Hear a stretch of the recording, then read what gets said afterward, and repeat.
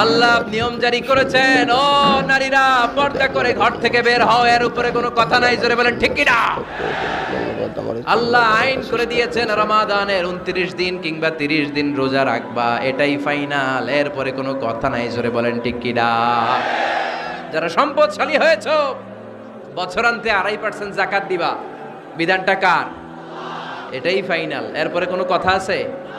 তার মানে আল্লাহ আল্লাহ রাসূল যেটা দিয়েছে এটাই ফাইনাল, এটাই সর্বোৎকৃষ্ট, এর চেয়ে উৎকৃষ্ট আর ভালো হতে পারে না, এটাই শ্রেষ্ঠ। এক সাহাবী বলল, আসুমুদ্দাহার, আমি সারা বছর রোজা রাখবো, রোজা ভাঙবো না।